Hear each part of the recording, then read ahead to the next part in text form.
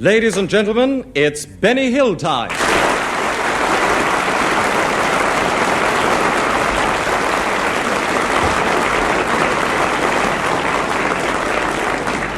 You know, one of my favourite radio programmes is Pick of the Week. But with only 50 minutes at their disposal, a lot of very good shows are overlooked.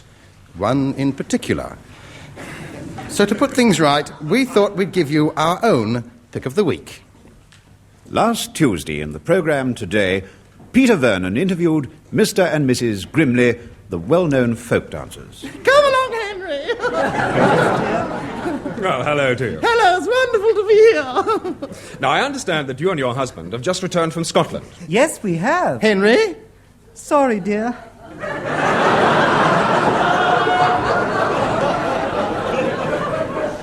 You'll have to forgive Henry. He's been eating meat again.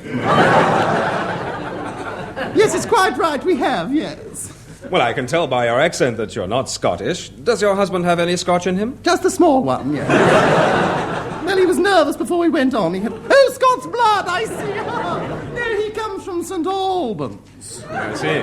But I gather he's wearing the authentic Highland costume. Yes, that's quite so. Yes. Well, I must say I'm absolutely fascinated by it. The only thing that puzzles me is the tartan of his kilt. Tell me, is it Mackintosh? No, flannelette. It's only 9.11 a yard it was. It's lovely and warm. Well, I must say he looks very nice and smart in it. He does now, but you should have seen him the first time he put it on. Oh, why? He was wearing the sporran underneath the kilt. Oh. I bet that was amusing. Oh, he was tickled to death. Now, I wonder if I might ask the age-old question. You see, well, rumour has it that when Highlanders wear the kilt, they don't wear... No, they don't. It's quite true, they don't, no. So I have been told. Henry does, of course, but they don't. Oh. Well, that settles that then. Now, actually, you've been in Scotland giving displays of folk dancing, I understand. Yes, we do Scottish dancing, Irish dancing, old-time dancing, modern ballroom, everything. I believe earlier this year you went to Canada to give a display. Yes, we did. We went to the Rocky Mountains giving displays to the people living up there. How interesting. Tell me, did you see the Devil's Gorge? No, I can't stand watching people eat. Did you shoot any rapids? No, I'm a terrible shot. Actually, the only sport Henry and I go in for is golf. Oh, how interesting. Actually, I play a shocking game. Really? What game's that? Oh, I'm sorry, the shocking game. Yes, actually, we meet quite a lot of you BBC people on the links we go to. Last week we saw Kenneth Horne there. No, I understand Kenneth plays quite a fair game. If you watch him, he does, yes. Mind you, we don't play that much golf, you know. Our main passion in life, of course, is dancing. Yes, I'm sure it must be. Tell me, when did you first take it up? It was when I first met Henry. He roused my enthusiasm, you see. Of course, that was many years ago. Naturally, yes. Yes, you see, he had trained for the ballet. Oh, really? Yes, only a most unfortunate thing happened. You've probably heard of Nijinsky, who could leap 15 feet into the air. Yes, I have. Well, one day he came down on Henry. So, you see, all he does now is the folk dancing. I see. Well, thank you very much. And good luck to you, Henry, this weekend at the Albert Hall. Yes, I hope this programme they've given Henry is correct. Apparently Henry is being partnered by a Mr. Mick McManus. Still, I'm sure they'll hit it off together. Come along, Henry, come along.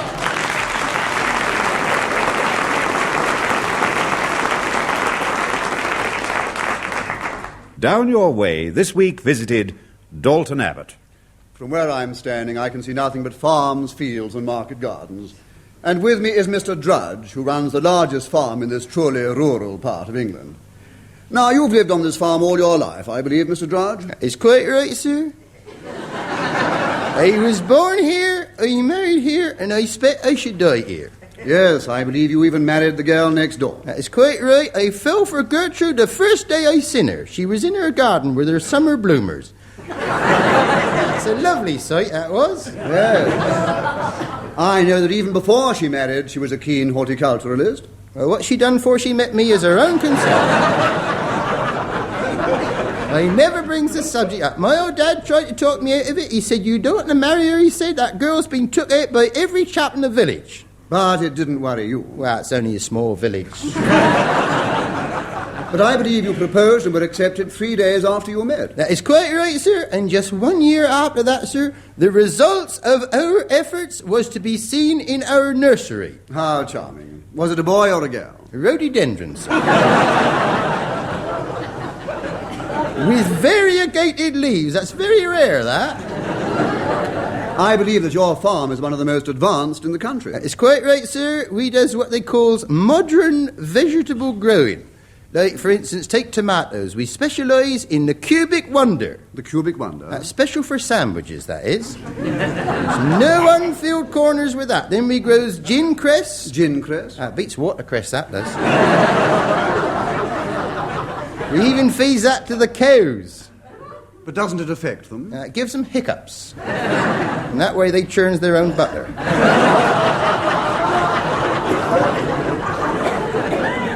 But what about your leisure hours? I mean, there doesn't seem to be much entertainment in the village. Well, not really, but it don't matter, because I believes in early to bed and early to rise. You see, I gets up with the chickens, I do. That's a real country saying that. And I suppose you go to bed with the cows. No, sir, the wife. Here, sir, I got a picture of her here. There she is, sir, feeding the pigs. She's the one with the hat on. Well, now, perhaps you'd like to choose a record. Yes, I would. I should like to hear that lovely ballad, Lover, sung by Miss Jan Waters.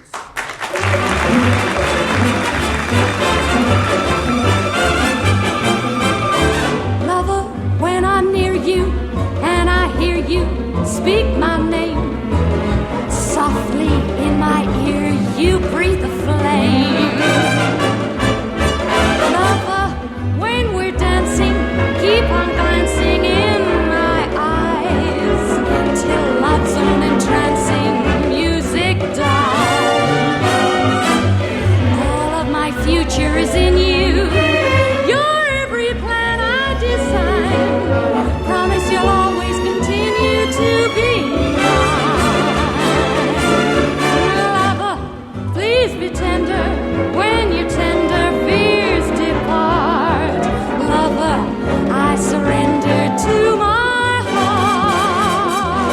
Lover, when I'm near you and I hear you speak my name, softly in my ear you breathe a flame. Lover, when we're dancing, keep on glancing in my eyes till love's own entrancing music dies. All of my future is in you, and to resist you I try. But if you didn't continue, I would die. So, lover, please be tender when your tender fears depart. Lover, I surrender. Lover, I surrender. Lover, I surrender. My heart.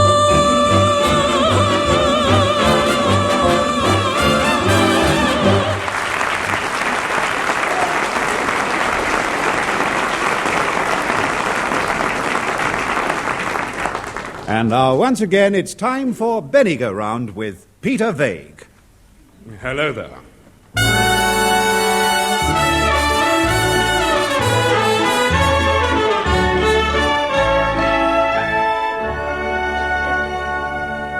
Here with more movie news is Peter Noble. Thank you, Peter. Well, the news at home is that at the studios at Boreham Stiff, they are making a film about a neurotic French plumber who spends his life fitting cold taps in Paris hotels, and it's called Freud.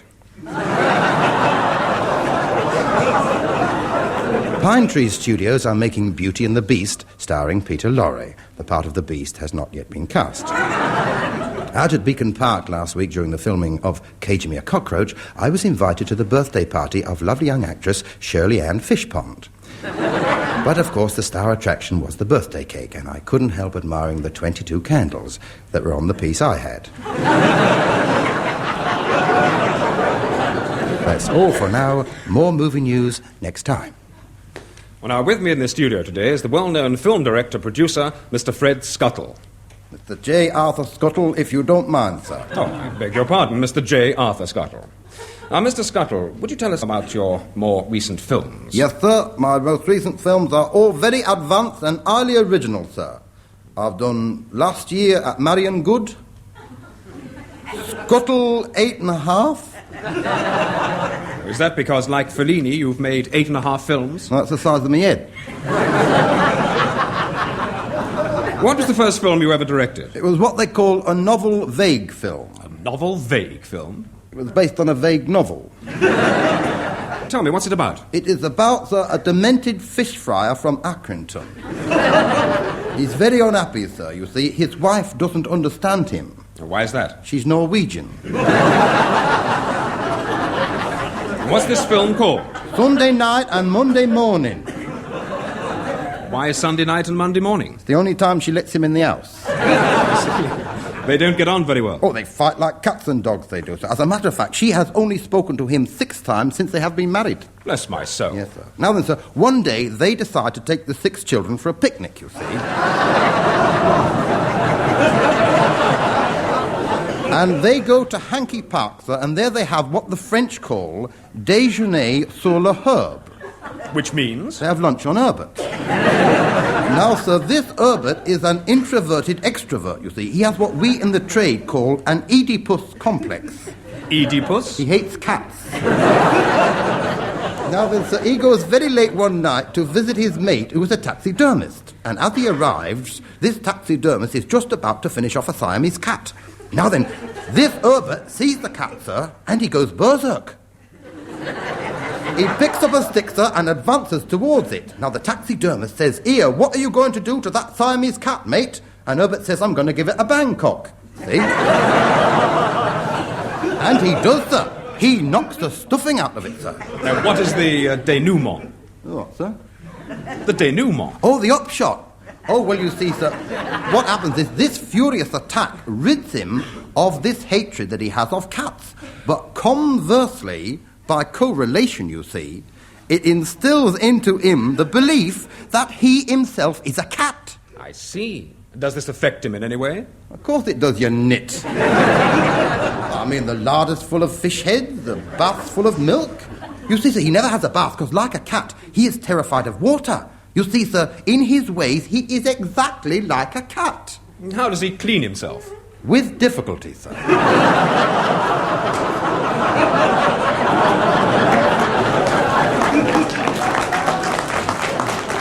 Actually, sir, it was that scene, sir, that got us the Oscar. Ah. The critics liked that scene, eh? Oh, they did. Donald Zeck said, and I quote, "If I had not seen it with my own eyes, I would not have believed it." And Robert Robinson referred to it, sir, as poetry in motion. I see. Now, tell me, have you been influenced by any of the continental directors? Chabrol, Truffaut, Ingmar Bergman? Oh, of course, Ingmar Bergman. So I've been greatly influenced by her, sir. And that Italian one, sir, Anthony Onions. Oh, Antonioni. Yes, him, yes. As a matter of fact, I was going to write to him last week, sir, and it was rather difficult. Yes, I think I know what it is. You can't spell Antonioni. I can spell it, sir, I just don't know when to stop. Now, what is your latest film? My latest, sir, is an adventure film which I writ myself, entirely original, called From Moscow with Love. It's about a secret agent called James Pond, or 0017. You know, I can't quite put my finger on it, but this sounds vaguely familiar. No, sir, I writ it myself, sir. It come out my own head. And who's in it? Mervyn Cruddy, sir, and Zaza Waters. Well, here now is an excerpt from J. Arthur Scuttle's latest film, From Moscow with Love.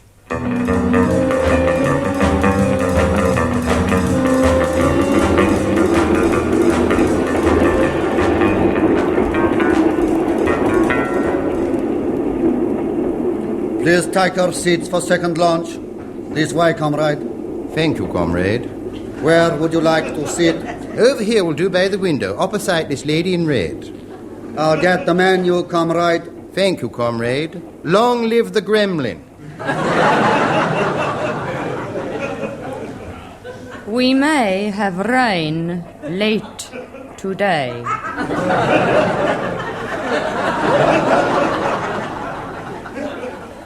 But I do not think it will rain tomorrow. Red sky at night, shepherd's delight. In Spain, the rain stays mainly in the plain.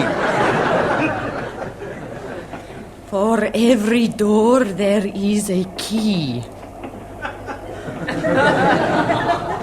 I've got a lovely bunch of coconuts.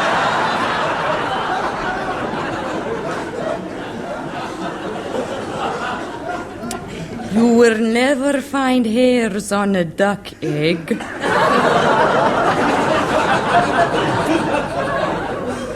But you will always find hairs on an ape. It is only the hairs on a gooseberry that stop it from being a grape.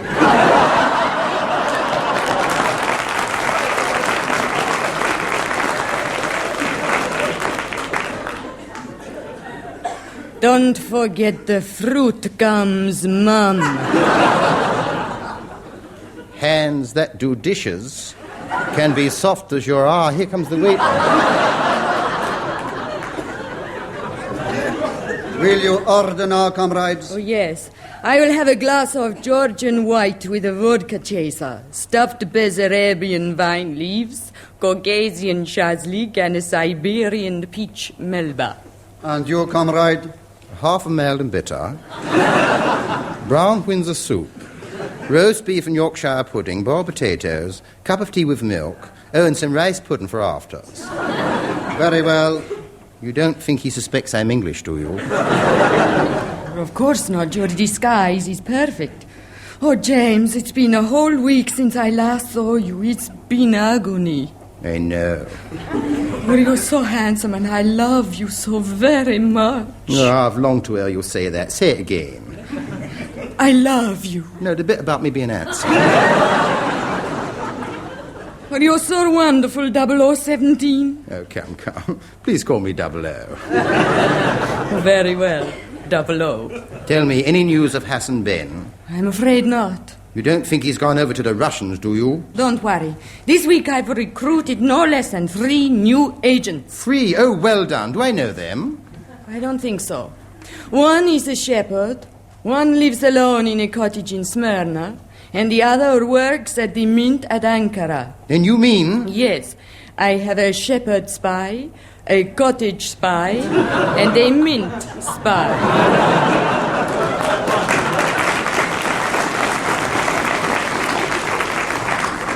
Oh, but tell me, who shall I contact when I get to Bucharest? The fat man. He will meet you at the station with a Rolls Royce. A Rolls Royce in Bucharest? But it will be so conspicuous. There will be a bubble car in the boot.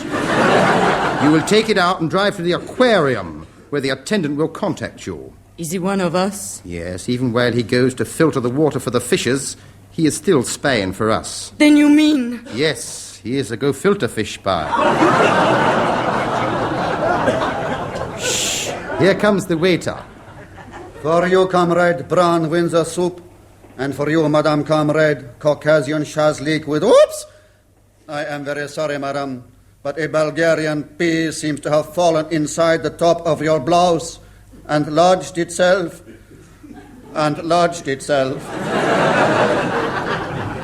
Well, don't just stand there. Go and get a warm spoon. Very well, comrade. Oh, it's all right. He's nothing 00. Great Scott, that envelope you had, it's missing. He must have taken it during the confusion, the swine. I hope it doesn't contain anything important. Only false information, James. Oh, you're crafty, you are. The real information is in the next carriage. Meet me outside my private compartment in 5 minutes. I have plans. Perhaps I'd better meet you inside. Why? I have plans, too. Oh, very well. You're a cool one, 00. In 5 minutes, then. So you've lost your lady friend? And you've lost your accent. Just what are you up to, comrade waiter? Not comrade waiter, comrade, but comrade Carruthers, MI5. Great Scott. But I thought you were one of them. No, I'm one of us. Then she's not one of us? No, she's one of them. It's all very confusing. Who is she then? She's all guitar to turban. One of the underground, eh? I might have known. I wonder how much she knows about Hassan Ben. Why? He hasn't been in contact lately. I'll warrant they're holding him prisoner in her compartment and going in after him. But there are probably dozens of them, all armed. You're forgetting something, aren't you? What? They are Russian, but I am British.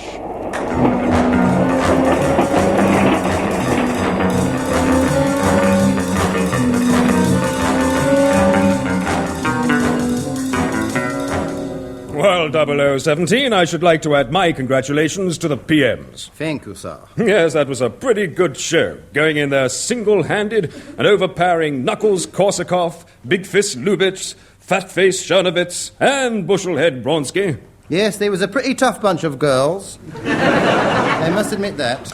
Well, 0017, ready for your next assignment? Fire away, Skipper. You will go first of all to Iceland, round up the Greenberger dope gang. On to Mexico, liquidate Mariaki Mike. Then to Sicily and bring in Fingers Fratabini. Is that all, Skipper? Oh, you're a cool one, Pond. Wish me luck, Skipper. Do you mind if I wait for a minute, Skipper? Certainly not 0017, but why? Well, it's raining outside. I forgot my umbrella.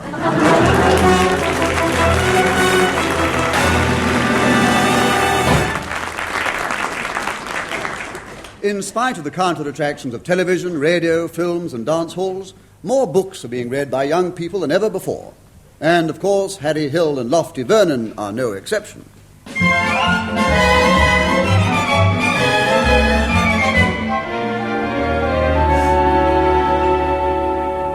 Harry, Yeah? what are you reading? Somerset Maugham. Oh. Who's it by? It's by Somerset Maugham. It's all his, like, short stories and that. Oh. Harry, Yeah? read us a story. What, again? Why can't you read yourself? You can read, can't you? Oh, yeah, only I like read slow and I lose interest. All right. What do you want, then? Treasure Island? Oh, no, not that one. But you always like Treasure Island. No, I'd like you to read me The Minstrel Boy. All right, then, here we are. Here we go. Once upon a time, there was a minstrel boy called Harry. Hey, Harry, Yeah? that's your name, isn't it? Harry. Do you mind? A minstrel boy called Harry. He was a shy and sensitive lad with a lovely voice to boot. I know a girl and her name is Hillary. Took her for a walk down by the distillery. Then I ended up in the pillory. There ain't no justice, is there? Hey, Harry, why aren't we singing at the Two Ear Holes Coffee House this evening? I'm not going in there no more, Ringo. Last time he was in there, I was accused. They accused me of coming out without paying for me coffee, and I don't like being accused by no one. Well, did you? Did I what? Did you come out without paying for your coffee? Oh, yeah. But I don't like being accused, see? What are we going to do this evening, then? I don't know. Yeah, how about going up the estate and seeing the jousting tournament? Nah, it's only the reserves. I seen them last week. 4,000 quid they paid for that outside night. He ought to be flogged, mate. You ought to flog him and get someone who can see straight. Who's in the stocks this week? Anyone worth it in? I think it's Big Sam, the blacksmith. I don't think I bothered him. Oranges, oranges, lovely ripe oranges. Oh, look over there. Where? Over there. Oh, yeah. It's Nellie Gwynn. Who? Nell Gwynn, the orange seller. Oh, she's got some lovely jaffas, she has. I can see that. But you don't get many of them to a pound. Aye, then, you can stop walking up and down. We've all seen you. Do you mind? Yeah, how'd you like to be May Queen this year?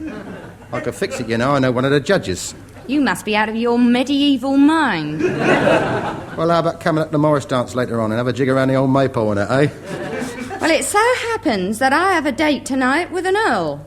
He's going to introduce me to the king. Yeah, I bet. What, Charles II and Nellie Gwynn? That'll be the day, won't it, eh? He's getting you out of ears. They're all alike, them earls. Oh, you're just jealous. I bet you've never even met any nobles. Never met any nobles? You're kidding. My sister's got an earl coming round our house this evening. I bet he's not a belted earl. He will be if my old man gets it. What about it, eh? I'll serenade you and that. Yeah, he can sing and play the lute. Can he really? Come on, Harry, give her a song. Nah, she don't hear me sing. Oh, yes, I do. Come on. Nah, you don't hear me sing. All right, then, if you don't want to. Well, if you really want to hear me sing, then... She is so fine, she is so fair, I'd follow my lady anywhere. Hello, where they all go to then? Here, Ringo! Oh, they don't appreciate good singing, that's what it is. Yes, son, I've been watching you. You've got talent. Honest? My life, there's gold in them tonsils of yours. You stick with me, boy, and I'll make you the top troubadour in the country. Straight up? Of course. All you want's a group of glee singers with pudding basin haircuts, a couple of sack butts, a pizzicato, a viol, and we'll have a new sound.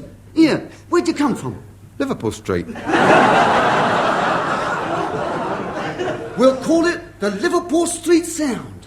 Yes, son, before you know it, you're going to be rolling in it. You're going to be rich, mark my words. Yeah, well, what do you get out of it, then? All I want is 50% of the loot. You're not cutting my loot in half. Oh, my life, come on.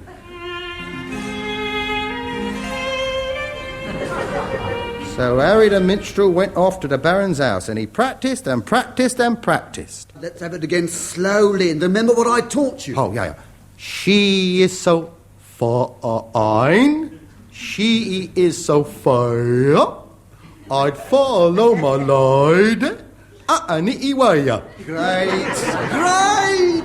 Now, don't forget a bit of leg wobble and the finger clicking and just a little more mumbling and then you'll be ready for the road. So off they went, and Harry the minstrel sang all over the country, in alehouses, in barns and village halls, and he even sung for the Norman Armed Forces bases. Until at last he realised his life's ambition, the paradium. He went on straight after Beat the Sundial, and he was a big success, and he lived happily ever after. She is so fine. She's so fine. She is so fair. She's so fair. I'd follow my lady. Follow my lady. Anywhere. Don't you see those eyes? Moving in the sky. Long to hold her hand. Doesn't miss a breath. Long to hold her tight. Far into the night. And I long to kiss the dimple. Underneath her wimple. She is so fine. She's so fine. Oh, she is so fair. She's so fair. I'd follow my lady. Follow my lady.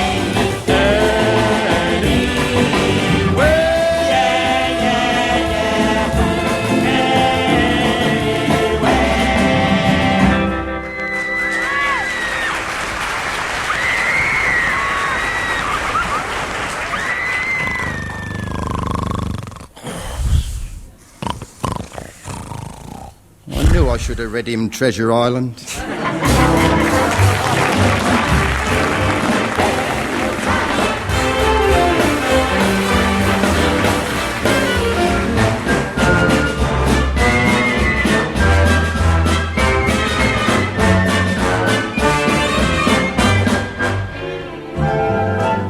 That was Benny Hill Time with the BBC Variety Orchestra conducted by Paul Fenouilhckt, the Michael Sam Singers, Peter Vernon, Jan Walters and Anthony Sharp.